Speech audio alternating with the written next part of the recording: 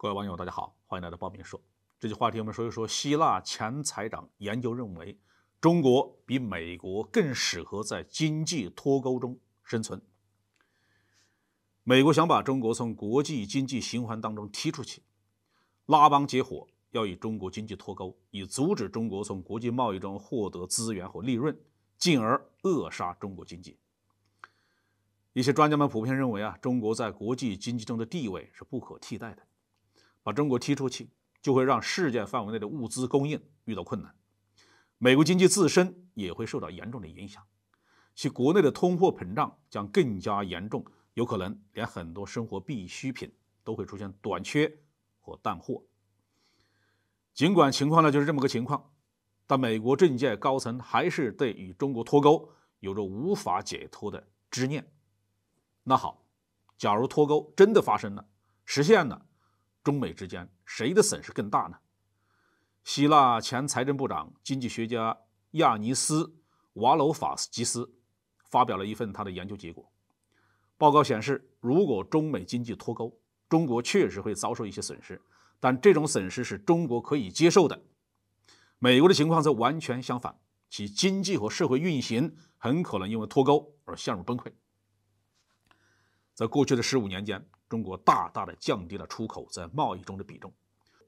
出口占比在2006年达到了峰值，占 GDP 的 36%， 但是到了2021年下降到 20%， 而美国则不然呢。特朗普政府期间就试图用惩罚性的关税和强迫对华出口来缩小美国的贸易逆差。拜登政府继承了特朗普的反华政策，而且变本加厉，但这并没有解决美国的问题，也没有打压住中国的出口地位。如今呢，中国占全球制造业产出的1/3左右。2022年，美国从中国的进口额达到了5370多亿美元，比2020年增长了1000多亿美元。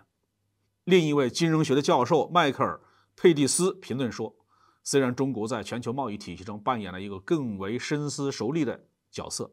但这并不一定会推动人民币成为全球的货币。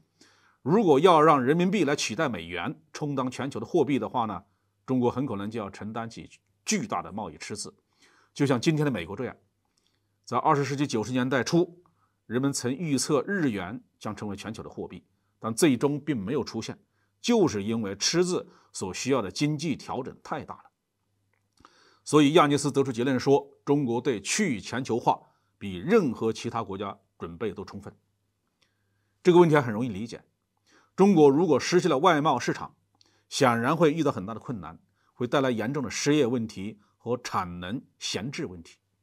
但中国是一个本身拥有丰富资源的国家，即使一部分产能闲置了，剩下的产能用来保证人民的基本生活是没有问题的。中国在2020年就已经开始考虑内外双循环发展的问题，就是为了防止美国一旦狗急跳墙，不惜代价发起中美脱钩，或者是美国经济崩溃，导致美元崩溃和全球贸易体系的严重衰退。换句话说，中国对所谓的脱钩问题早已开始做实质性的准备了。美国行不行呢？这才是真的有问题。从特朗普到拜登都在绞尽脑汁如何让制造业回归，让美国 MAGA。 但是美国的政策对于那些重资产的制造业企业是很不友好的，他们所关心的是那些技术密集型的轻资产公司。这样的公司当然很重要，但是如果制造业搞不上去，仅仅拥有研发型的企业，经济结构也是不能平衡的，所谓的制造业回归也终将成为一纸空文。如果美国不顾全球经济安全，强行推动中美经济脱钩，甚至逼迫着中国从全球经济脱离，那最终的结局一定是搬起石头砸自己的脚。好，这句话题我们就说到这里。